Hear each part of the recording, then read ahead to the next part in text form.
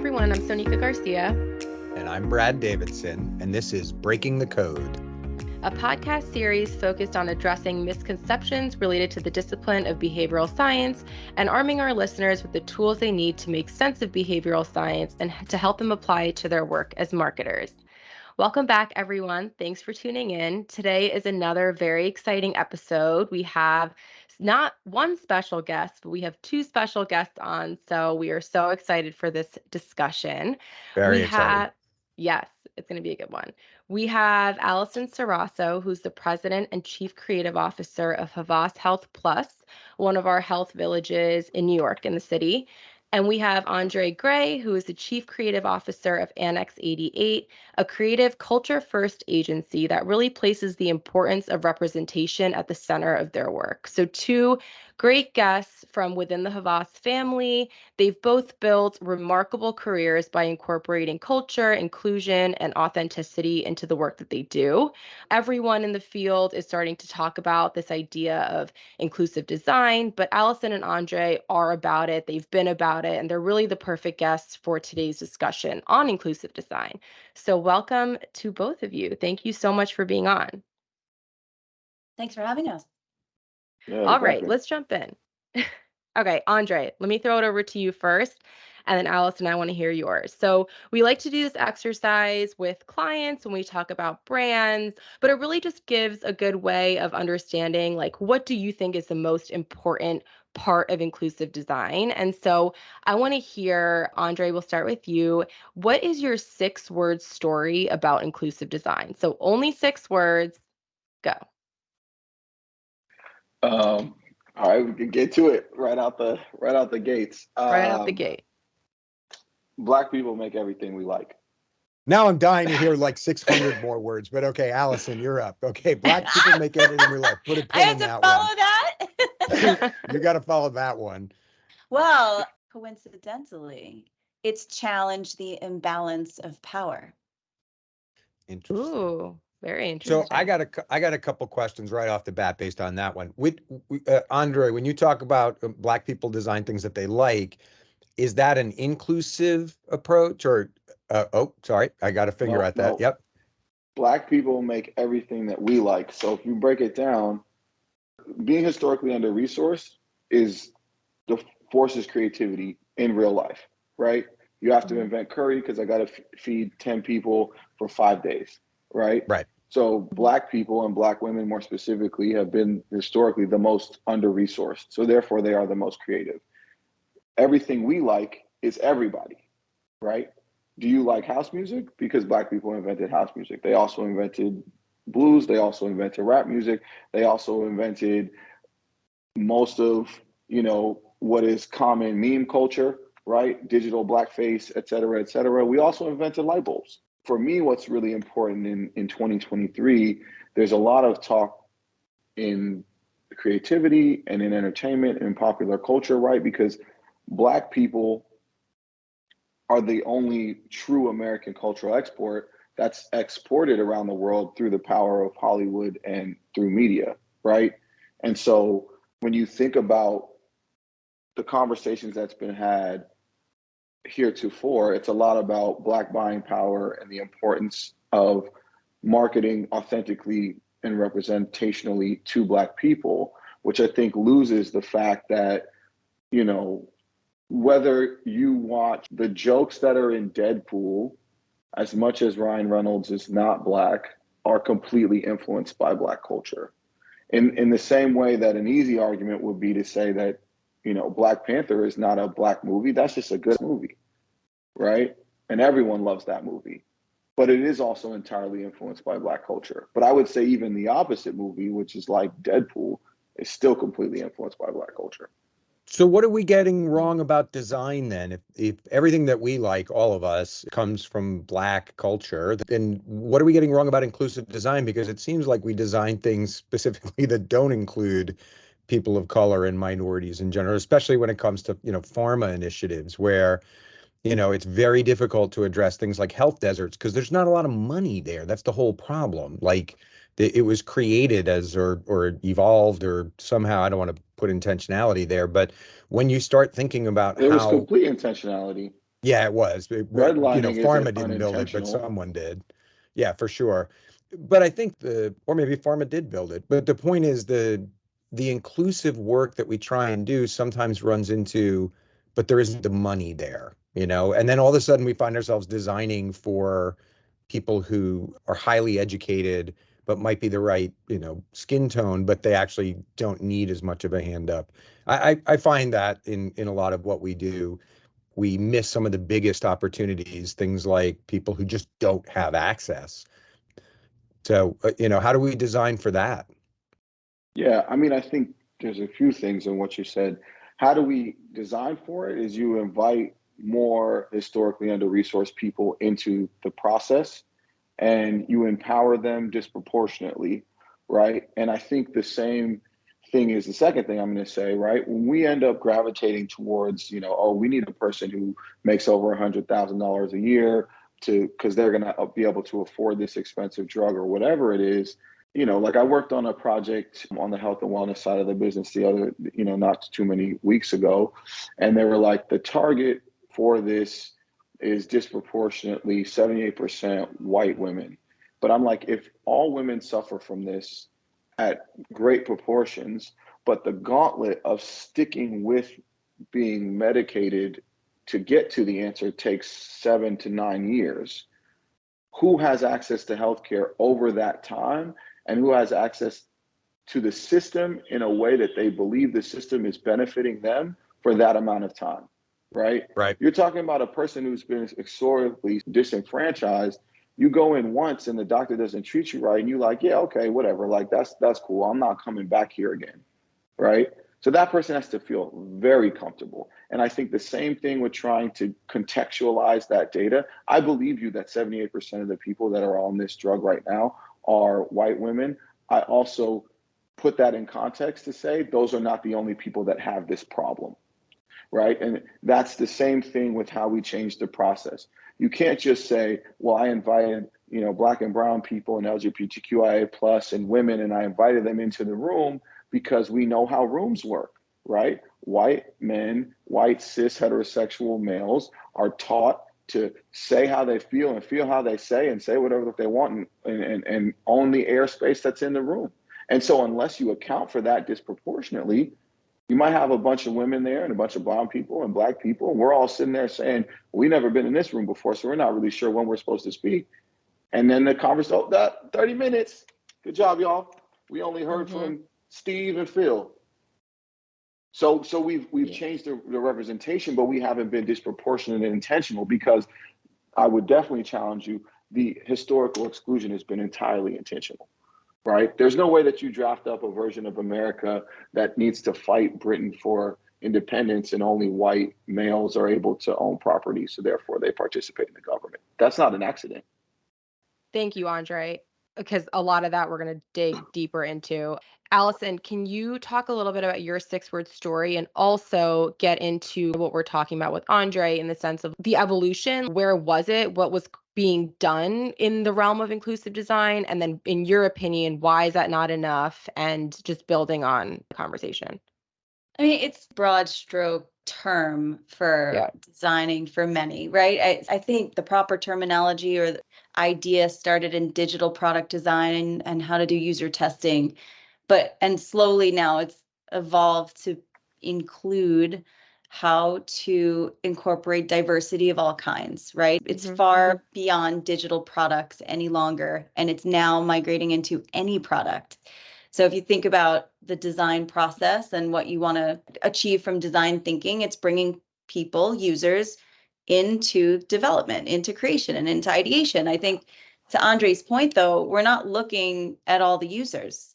We're only taking the lowest hanging fruit. We're taking the ones that we know are going to use it, know are going to speak highly of it, know that are going to do exactly what we want them to do it with it. So Brad, you said, are we doing everything right? No, not yet, not at all. I watched the creation process starting at agency all the way through research, through client, through deployment and development and execution.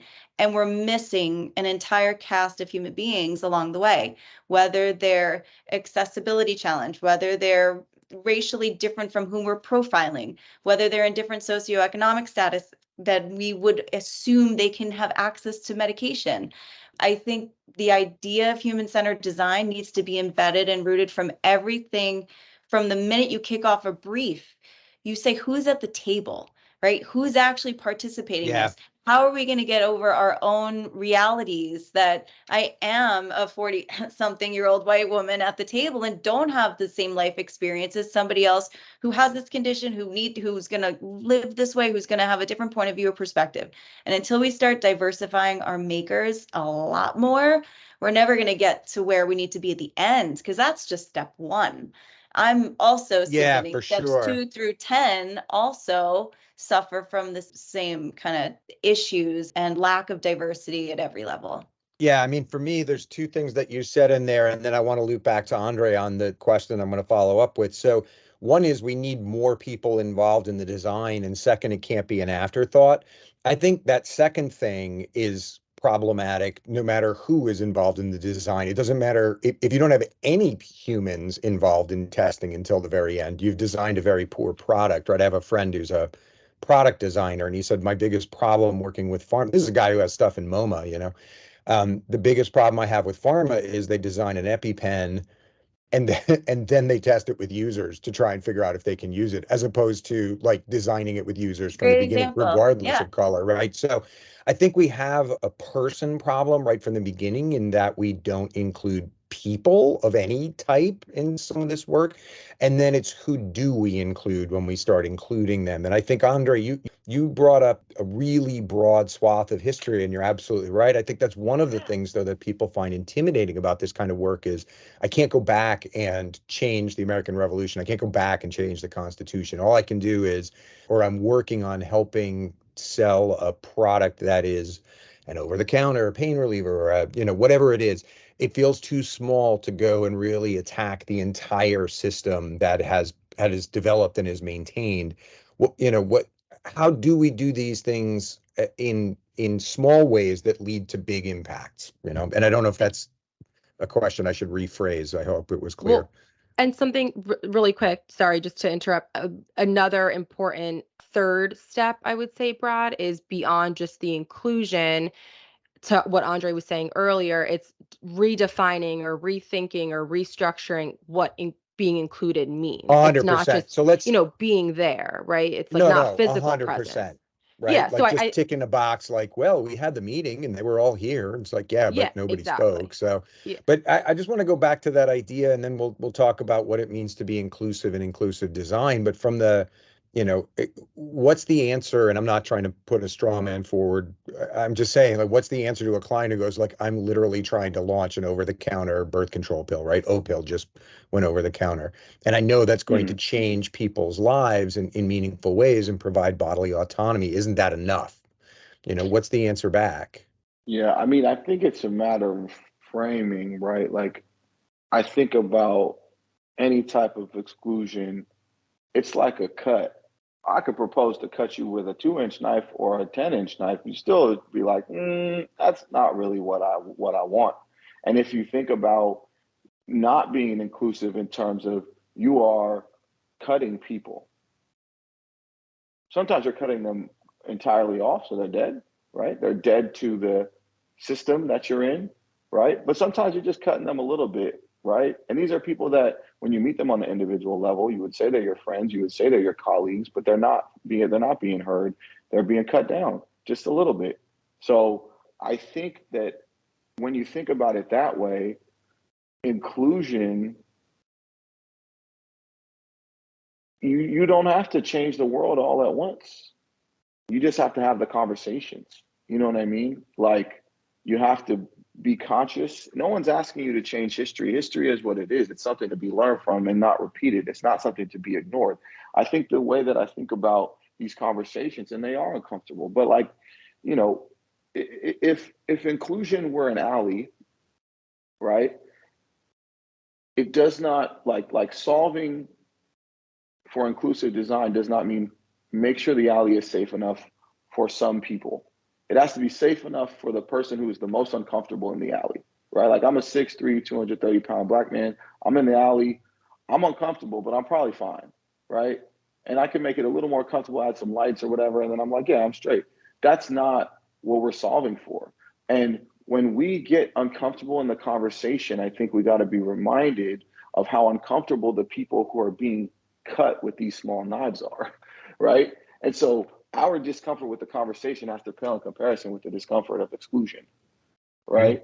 So when you see that discomfort, much like any change is a violent process. To make new muscles, you have to rip your muscles. Like literally, it's a violent process. Listen, you got no disagreement from me. I have a lot to say.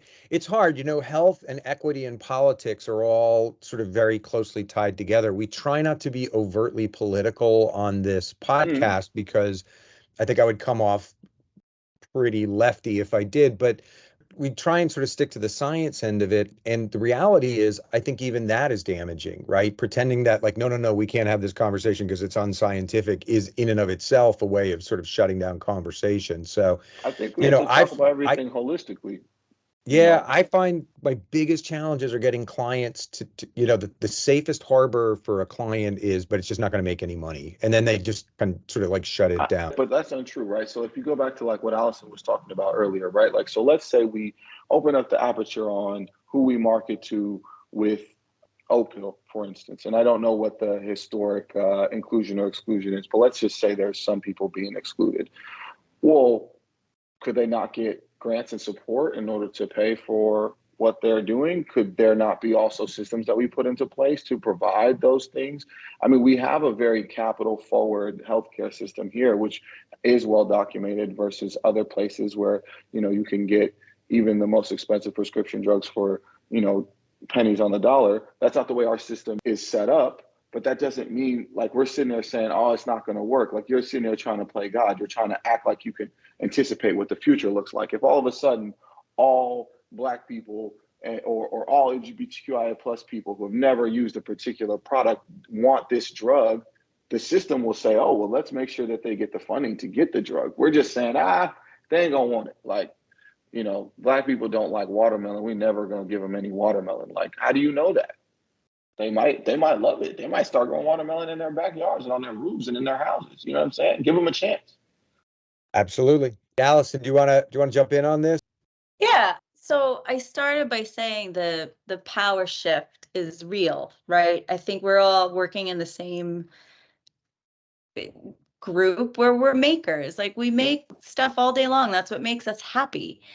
And I think once you start to realize there is privilege at play, when you realize who you are, when you realize even by the very fact that you are an employed individual who has the honor and privilege of making content at a New York City advertising agency all day long, you then allow for other realities to come in. You start to think about how are you going to make this? What are you going to research? What are you going to learn? What kind of empathetic lens are you really going to have? And I don't mean read a PowerPoint presentation on quantified metrics of emotions of people. I mean, get in there, get in with the people you're working for, because you're working for them. You're not working for you. And I think the imbalance of creative people is to truly recognize you're not making it for yourself. There is no more, this is my way, and this is what I'm going to feed you as a brand. The whole landscape of marketing has changed. And I think inclusive design is no longer about a product. It is about a brand's voice and mission and reality of engagement with their users. And it's the expectation now. There's nothing that gets put to market. It's not even about vetting. It is about co-creation and collaboration. And I just challenge us all to think through the stuff we make every day and how we're making it, not only in our teams, but how we're bringing people in who are actually using it. And it's delicate, man. We're in healthcare. This is the most sensitive topic you will approach to any human being in their entire life. And you cannot do that in a vacuum. Nobody wants our brands. They need them. So bringing them into our process, letting them have a voice, letting them have a say. Some of the most powerful things I've worked on here at Havas have had those people at a seat at the table pretty much from brief onward. So we hear and really listen, not just hear. And I think that inclusivity starts with us as people and makers, but also with who is contributing into the process. And we got to open up our world a little bit more. And it's uncomfortable, but over time, it's only going to make for better work. To me, what you've just described, the best one that I've seen recently that we put out was Parkinsex, right?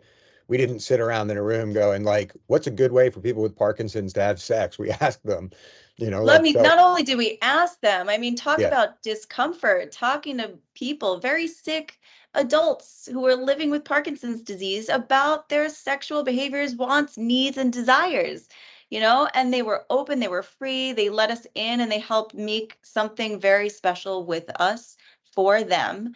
And it was a wonderful moment to recognize who you're really making stuff for. So This that isn't might be like, my favorite inclusive design thing recently. I'm a book guy anyway, so I like books, right? I like artifacts. But like, do you guys have like a sort of favorite inclusive design thing that has gone on in pharma recently that you want to talk about? And then Andre, I really want to hear more about this untapped potential of ignored markets, right? I think that's something that we talk about all the time. Like, I'll give a different example. We talk about nurses as an audience that we want to talk to all the time. And you want to talk about equity from my perspective, there's a different kind of equity there, which is nursing is 95% female and they're wildly underpaid. And every time we say that we're going to come up with something for nurses, we don't, right? It's the first thing that's struck off the client's list. And the fact of the matter is, when you look at who goes to nursing school, it is a wide array of people, but many of them do not have a very privileged background. It is one of those stepping stone white collar jobs that allows people some stability, and we underpay them wildly, right? And we never do anything for them. And to me, there's a professional inclusivity in pharma where we privilege people. The more education you have, the more money we spend on you to talk to you, to spend time with you. And I think it's part and parcel of the whole thing. Like the people who are actually carrying the enterprise get almost nothing, So that's really, again, I sort of have a professional lens on this stuff, but so two last questions, and then I'll hand it to Sanika. Like one is favorite inclusive designer, and maybe not favorite, that's a tweaky kind of word, but like, a really good example of inclusive design. I think the Parkinsex one is fantastic. I think another one is that we could talk about, how do we get our clients to understand we're not asking you to do something soft and wishy-washy. We're telling you that there's untapped markets out there. You're doing a poor job as marketers by simply ignoring a huge swath of people who could, by the way, benefit from the products that your company designed. And if I look at the vision and the mission of your company, it says to make people healthier, not some people, all people. So that's a bit of a rant. I'm sorry, but there's a question in there. So Andre, Allison, who wants to go first on your favorite, like, inclusive? Andre, hit it. No, Allison, go ahead. That's it. no, Allison's shaking you off, man. you go first. I think I'd have to think. So I'm a little underbaked on the best work coming out of pharma. Doesn't have to be pharma. I know that one of the benefits, listen, you're one of the people we've brought in so that we could hear from people who are outside of the traditional. I mean, as a company, I don't mean for this podcast. Like, we're doing a better job finally of getting people with different perspectives who haven't been in the industry for 25 years, like Allison and me.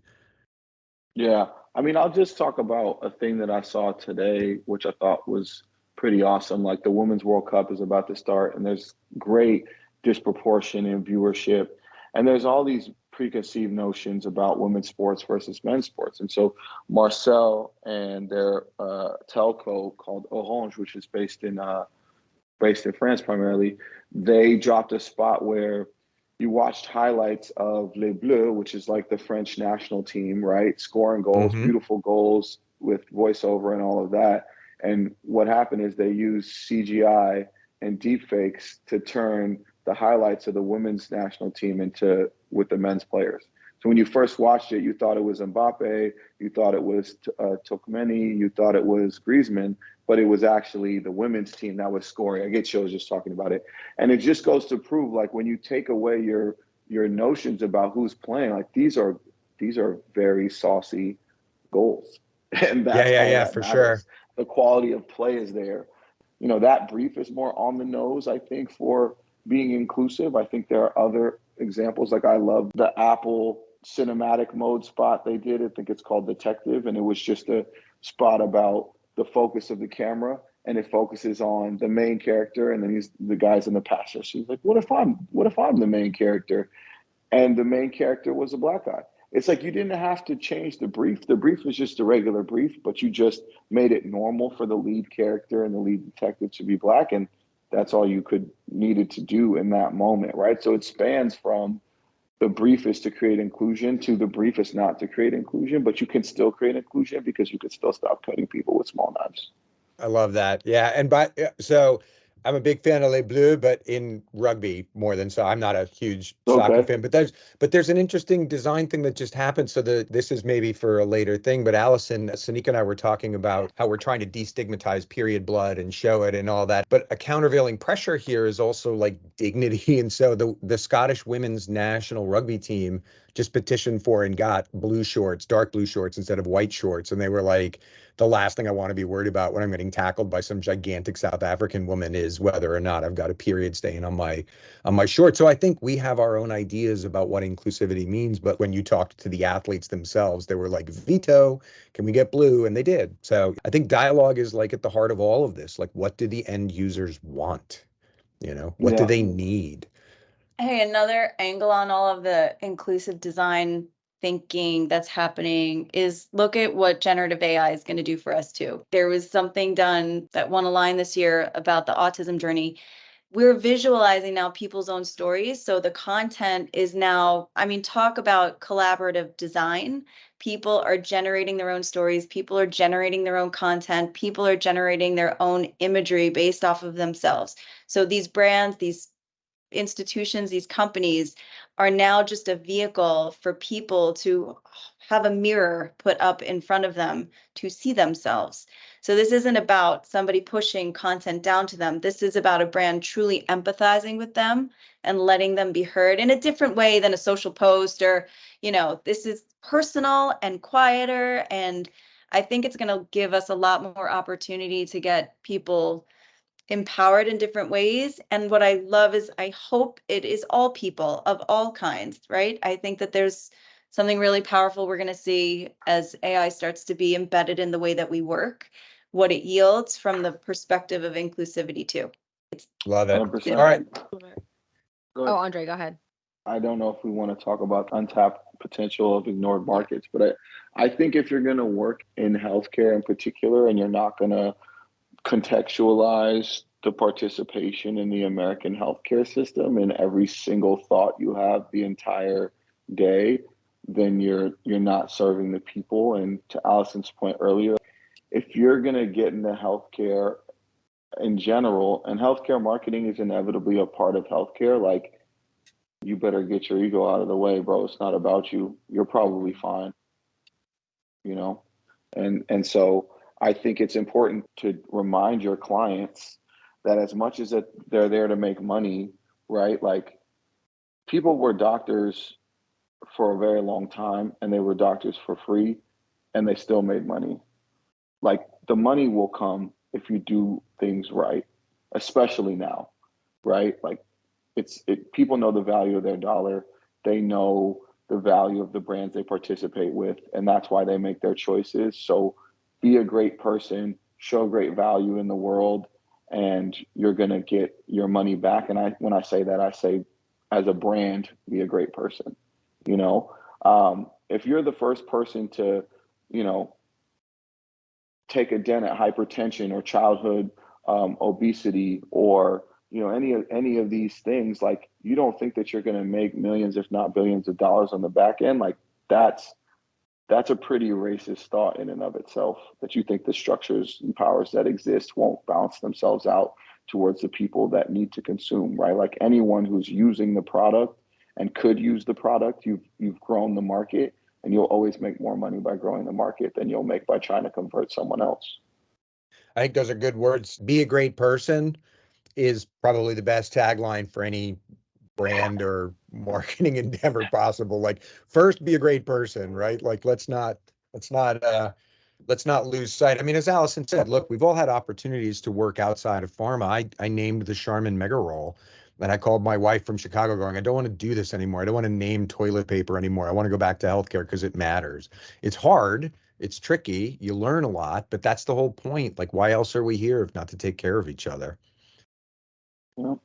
Yeah. And I think what we've been talking a lot about is like the pre-creation, but I wonder from your perspective, is there an important part of like post-creation and like after a campaign is out in the world that's important with engaging with the communities that helped or the groups that helped create it in the first place? I remember I went to a conference once and one of like the patient advocates were saying that that's really where pharma lacks, like the follow-up and like making sure that the people who we co-create with are part of the journey even past, something being put out there. So what's your thoughts on that? In the back of my mind, there's like the 3 F's that we have to really deliver on to make any of this work. It's focus, it's funding, and it's follow through. Okay. Like we all have to agree that we're going to do this, and we all have to agree we're going to support it. Our clients, our brands, and ourselves financially. It's going to take time and it's going to take money, and all of that's important. But I think the follow through isn't just putting it in market. We have these people are going to live with our products for a very long time. The good news, though, I do see in healthcare, especially, they will be using us for a long time. And I'd like to say our clients are doing a pretty decent job of trying to keep people happy on therapy, share a story. I think advocacy is a huge part of what we do. So I do see a lot of lifeline in how we're keeping constant engagement with them. I think we could do it in more unique and different ways at times. But I also think asking the right questions about what kind of follow through is most meaningful to them versus what we expect it to be is really important too. Yeah. Yeah, I love that. Andre, thoughts? No, I think that was a good answer. Yeah, I think what you said at the What she well, all said. of it, but yeah, no, but like, yeah, asking people how do they want to engage in the future and not assuming that like the way that we've done it, or the way that we think is, the right way Yeah, is maybe, and to end it, like the research is never done. Like Right. it's ongoing. This is all iterative. Once something yeah. drops, it's not over. So I Spoken think like we a just have true to, researcher. Thank yeah, you. I Yeah, Mhm. mean, but it's Mhm. absolutely. like that's the richest part of what we do, like to look at work that we make, to know that it's informed by other human beings that need it and that they contributed to it. That's Yeah. meaningful to me. That makes me like shut my computer every day and say, wow, I did something that's going to change the world, even if it's like Yeah. one Yeah. person. I have a good example of that actually. You just kicked one off in my brain, so maybe this is a good one to land on. Is like think about the use, have empathy. Think about where it goes once you put it out there. Many years ago, I worked for a digital company for a hot minute. And there was tons of pregnancy tracker apps. Now, Andre, I don't know if you have kids, but Sanika, Allison, we all have kids, right? And we all had kids sort of semi in the digital era when like, you'd have an app and it would go like, now it's the size of a peanut, now it's the size of a grape, now it's the size, whatever, right?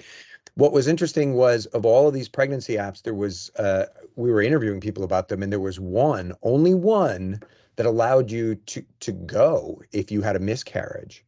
And most of them, like people were talking about like getting email alerts where they're like, no, my baby is not this size anymore. It's not there anymore. And they didn't know how to get out of it. And this one app had actually created a chat room for women who had sort of created like a community and then were on this disappointment journey, and they could actually connect in this other room. And we had a long talk with the clients who basically were like, I just don't know if I'm comfortable putting like a miscarriage thing on a pregnancy app that, but it happens, like that to me was a moment where like inclusive design needed to really sort of raise its head and smack somebody, because you can't just wish things away from the actual, healthcare world. You can't.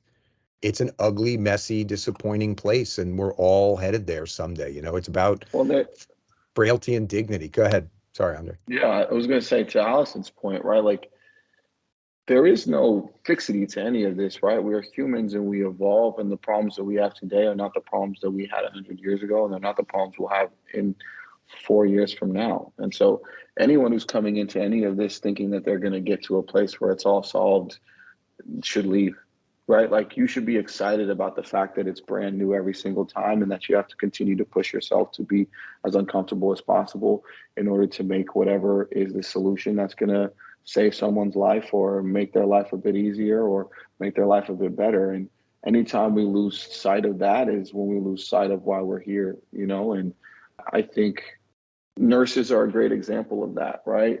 They're unsung heroes that spend every day extremely uncomfortable at great extremes for the benefit of the people around them. And you're going to say that we make products that we want to market to them or people around them, and we're not going to try and treat them like our teammates and go as hard as they do? Like, that's crazy. Yeah. And it's disrespectful. So I think, that's a good one to land on. I think I just want to feed it back to you guys. Some of the key words that I heard that I want to circle in like bright red, right, would be empathy, respect, listen, humility, right? Like be prepared to be uncomfortable, be prepared to hear things that maybe you don't want to hear. And nobody's scot-free in any of this, right? You might hear things about yourself you don't want to hear. It's a difficult, messy thing to include everyone, right? Democracy is messy. It's a lot easier to just tell people what to do, but we like it better messy, it's more just, it's just better. It leads to better results when everybody's involved. So I want to thank both of you so much for coming on this. I know it's a busy time. It's a hot day. You've all Hotter for you.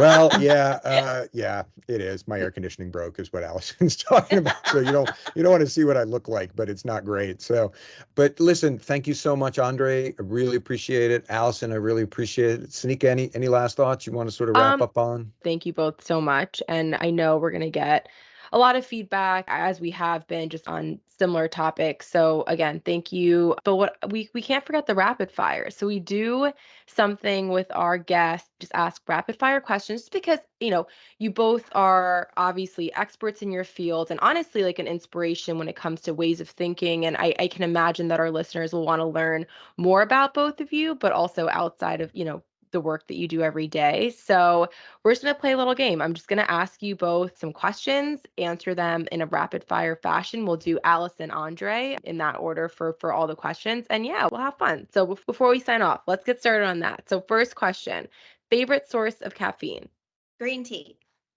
Espresso, single origin. Okay. Best place to eat in the city?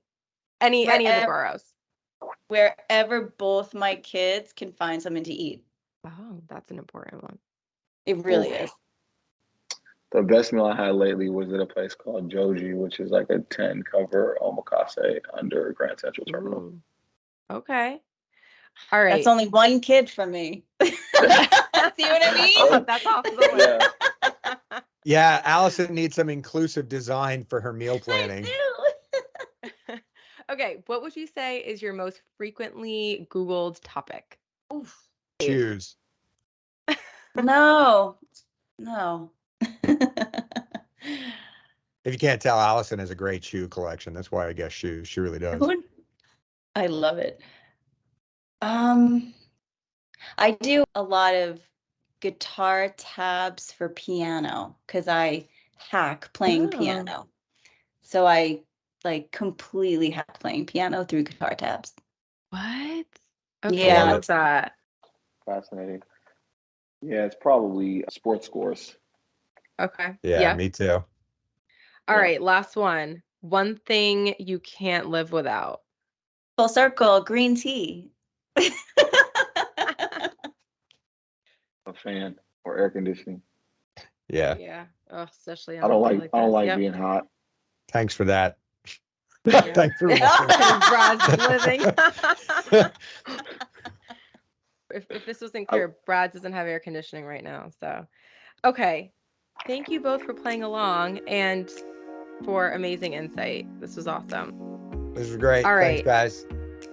As always, if you have any questions or follow-ups, email us at medicalanthropology@havas.com. Until next time, I'm Sanika Garcia. And I'm Brad Davidson, and this is Breaking the Code. Bye-bye. Bye. Breaking the Code is a podcast by Havas Health and U's Medical Anthropology Department. Created and produced by Brad Davidson and Sanika Garcia. Content editing done by Catherine Rossi. Post-production audio editing done by Gabriel Allen Cummings. And inspiration by all of you. Thanks for listening and your continued support. If you enjoy these episodes, we would love to hear from you. Please leave a rating and subscribe. Until next time.